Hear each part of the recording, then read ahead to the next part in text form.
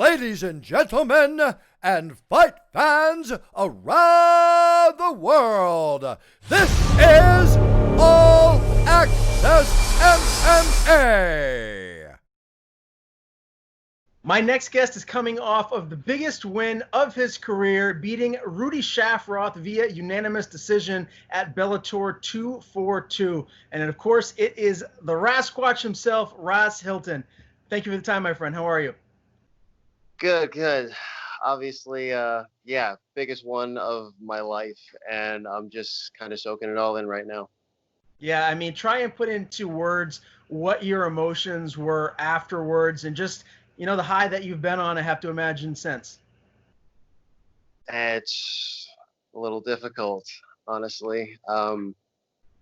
Just the whole experience from not having anything to, hey, we need an answer now, and then it all happens, and it was a first in a lot of ways, and it was a very overwhelming experience once I kind of let myself grasp the scope of everything afterwards. But leading up to it was a fight. It was a tough one, and it was one I needed. And things went not as well as I would have liked, but definitely as well as could be hoped for. And I'd say just grateful in an entirely new, expansive way. Well, congratulations on the win. Very well deserved and over an extremely tough guy. We'll get into the fight here in a second, but first, tell me about all of the lead up and the Bellator media stuff that you had to do and just, the testing and what that was like, because, I'm sure your nerves may have been a little bit more heightened with all of this. I mean, again, second biggest promotion in the world. What was that all like leading up to the fight? Strangely serene.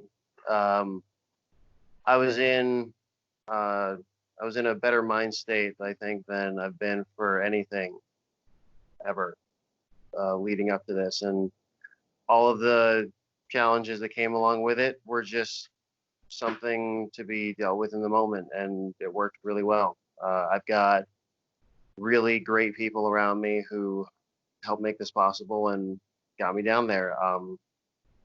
John Rayo and Chris McBean were the only ones able to go with me on such short notice with that many days out of town. So John and Chris came down and got me early Wednesday morning. We drove straight down to Connecticut, got the testing done, got it through the quarantine room and into another room after that the next day after our results came back negative. And then it was the whole mock weigh-in that I've never done before.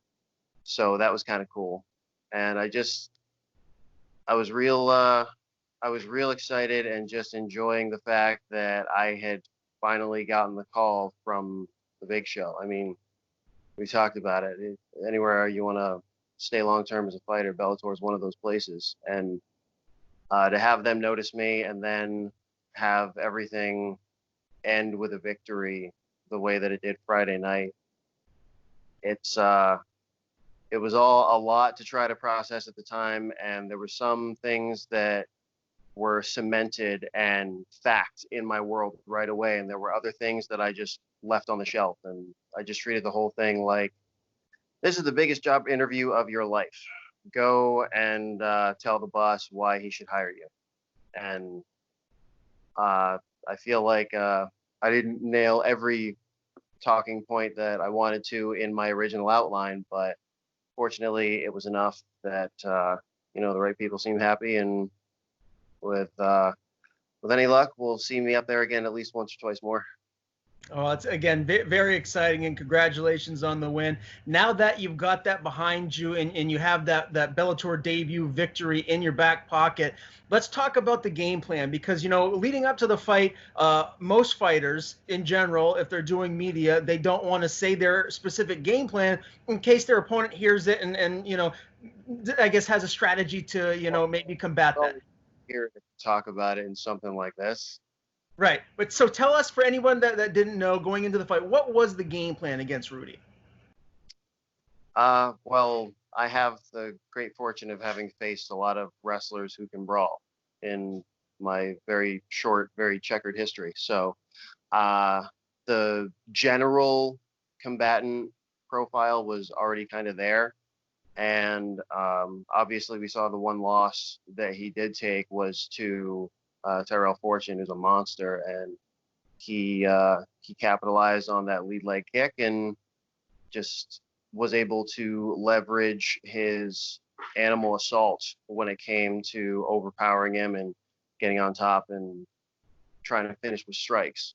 Obviously, that wasn't the actual finish, but the strategy was already in place for how to get that done. Other than that, it was just don't stand there and trade punches with him because he likes to do that, and that's been a big success. So don't do what he's good at and just stay on my bicycle. Well, you really performed well in there, and again, it went the duration, it went the full 3 rounds. Tell us in between the first and the second round. Let's start there. What did Coach Rea, what was he telling you to try and implement in the second round, and how pleased was he with what you were able to do in the first?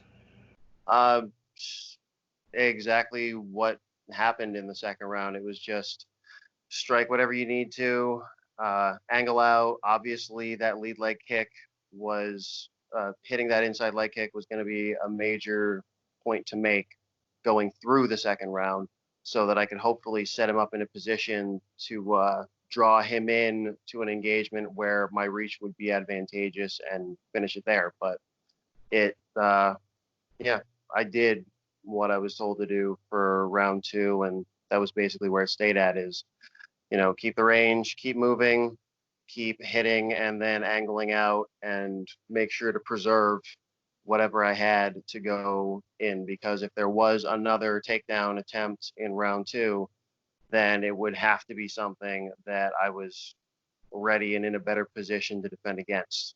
And obviously going into round 3, that was where he started to get some more success. But yeah, I think I did as much as I could under the circumstances as well as was asked of me. Now, one of the things that was very clear in watching this fight was Rudy really gassed into that second and third round in particular. Like, he really wore down. Now, me personally, watching the fight, I think he gassed, and we don't really know the specifics yet, but to me it looked like you may have broken his nose in the first round. You did land some stiff shots. You landed a nice jab, and I believe it was in the first round, you did land a pretty flush cross. Did you feel that he was staggered, or maybe you hurt him in that first round that did some real damage? I'm not sure about the nose break. That would be something that they would have to confirm. I didn't ask, and I didn't get anything to let me know that was true at the time. As far as doing damage, I made sure that I had stuck it to him pretty effectively to let him know that anything that coming after that was going to be something he'd have to pay for. And that's just my general philosophy when moving in regardless, is if you're going to make a positive impact with your game plan, then I'm going to make sure that that hurts, or that I have a way to countermand that as soon as possible.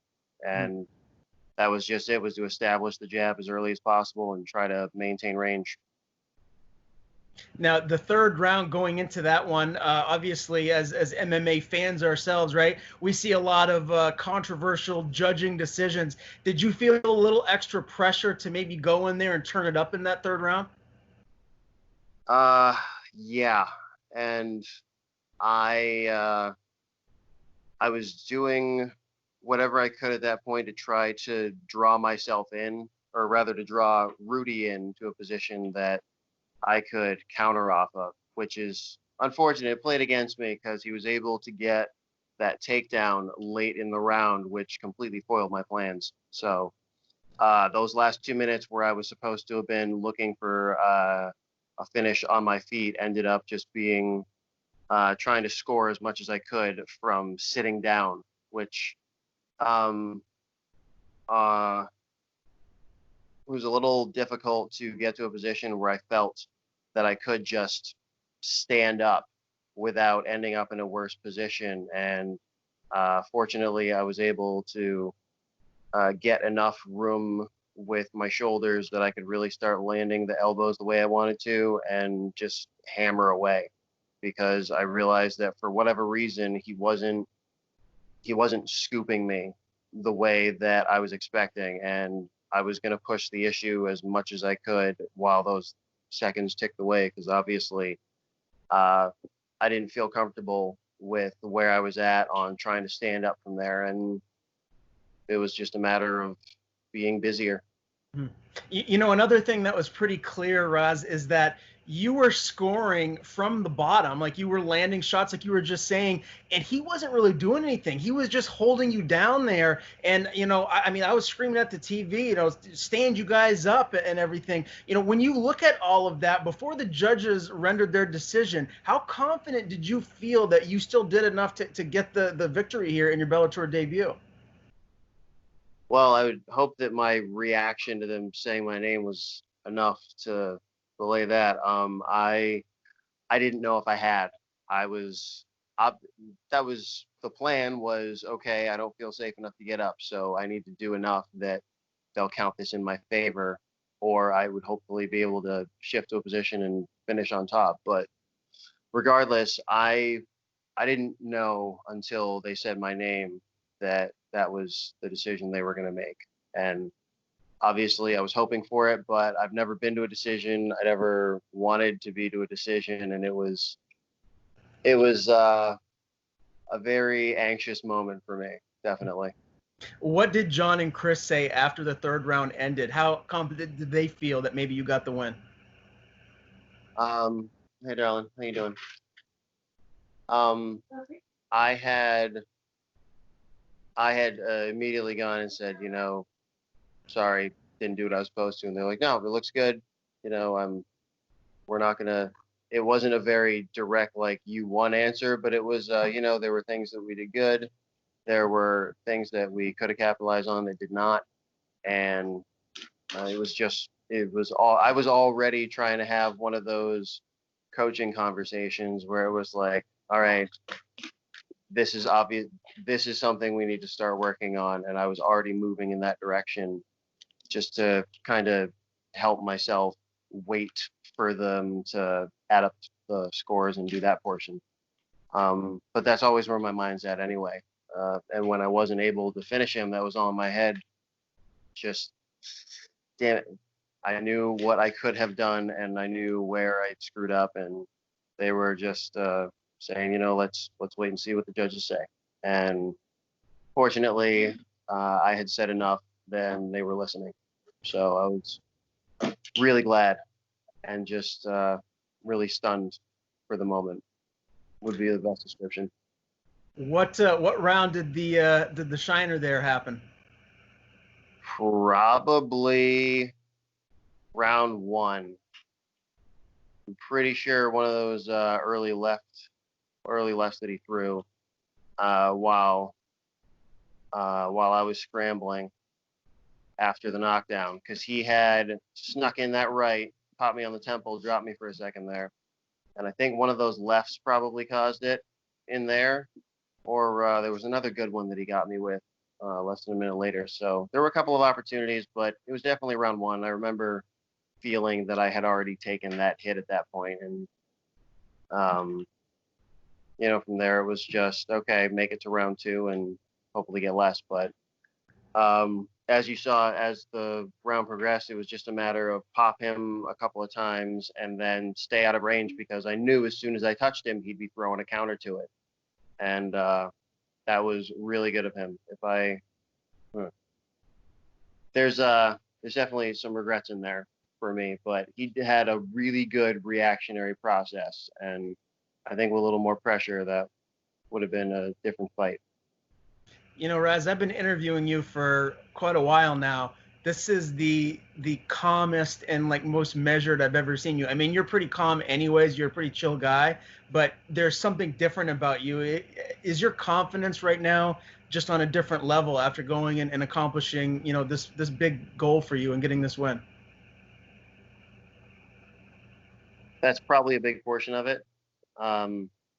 I didn't know how I'd get to Bellator when this all started. I just knew it was going to happen, and what had to happen and what I wanted was a foregone conclusion. So this checked off a lot of boxes for me, but even while I'm celebrating and I love this and this is hugely exciting for me, I'm still looking at the fact that I didn't do everything I said I would. And that means not only do I get that moment of success and that moment of accomplishment, but I've just gotten access to a whole roster of guys who are also absolute monsters. And it's exciting, and it's also very humbling to realize that there is so much of this good competition that is now available, and I need to. It's not just this one fight now. I need every fight that I make to be the next best evolution of me, and that is huge, and that is exciting, and that is everything. I mean, what more could I ask for? You know, Raz, I watched your post-fight press conference there at Bellator, and I'm not gonna lie, I may or may have not teared up. It was emotional, man. It was very raw, and you know, I just think whether someone's a fan of you or not, they got to look at that and feel just so great for you. Can you kind of put into words like what was going through your mind at that time? I think I did a lot of that the first time around, but yeah. So immediately after the fight, I got my shoes on and was walked over to the stage and did that interview. So everything was hitting me really big all at the same time, and I was just trying to get out whatever emotion was flashing across my brain at that particular moment, all at once. Like, yes, call my wife for her sake, as well as to find out, you know, what happened with Chris, because at that point, and I mentioned that during one of the questions I got, I had no idea when he was fighting or if it had already happened or anything like that. I wanted the family to know I was good, and that was the other moment where I actually broke down, was having this accomplishment done under the family name and out there, and having us in the press in a good way was really, really overwhelming. That was another lifelong goal that I had been pushing to have, and just it was. Here's where all those emotions are. By the way, I'm not done with them yet. It really is still very overwhelming to have everything have gone the way that it did. Did you get a chance to talk with Scott Coker or Rich afterwards? And if so, what did they say to you?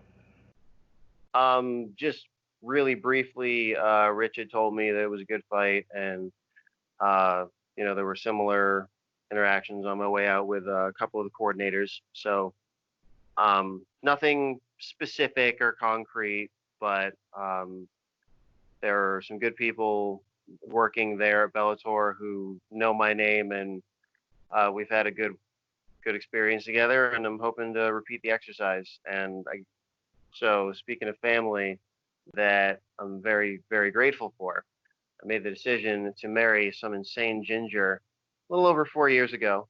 Our anniversary was on the 16th this month. You asked me to marry you, by the way, on July 26th.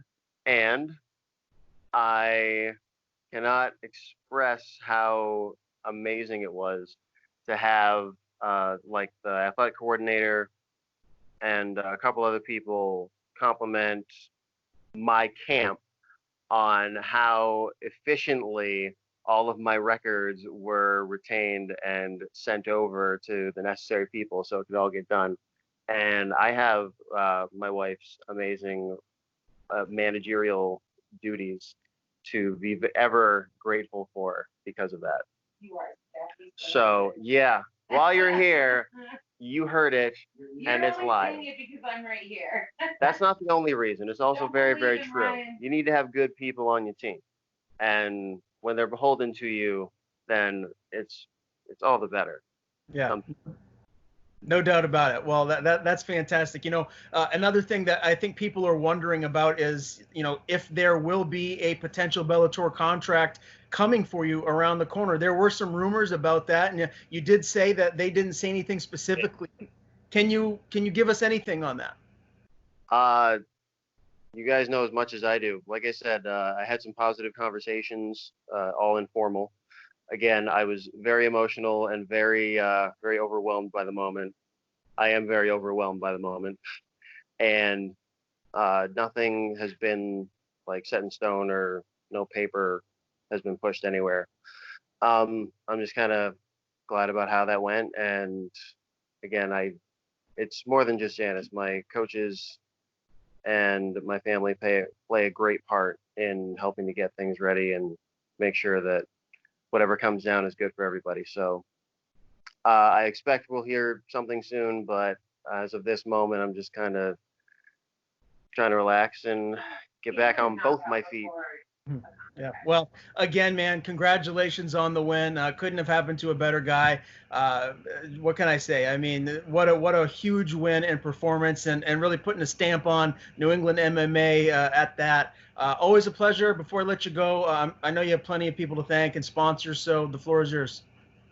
Thank you. Yes, as usual, Portland Nutrition Corner, right here on 85 Western Ave in South Portland.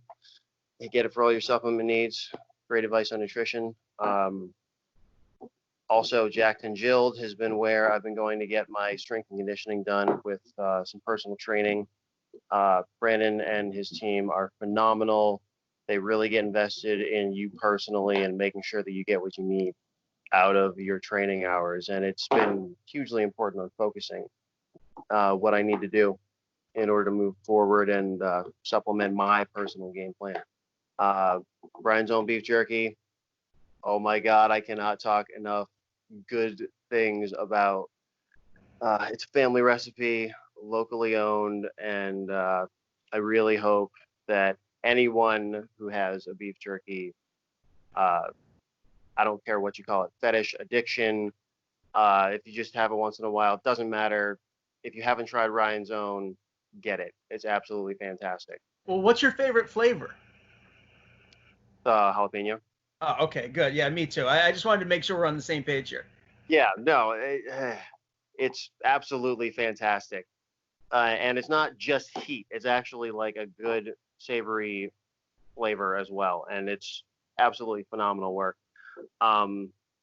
Please buy local, everybody. Stay right here. And I can't thank everybody enough at Dragonfire Martial Arts, at First Class MMA. Annie Campbell and John Rayo put together a lot of great people. Chris McBean, my jiu-jitsu coach, has been instrumental in helping me to tie a lot of things together. Chris Sorrow just got the knockout for Ellsworth, Maine, Friday night. I finished and got my hand raised, and he, no sooner than that happened, started walking out to go and collect his KO.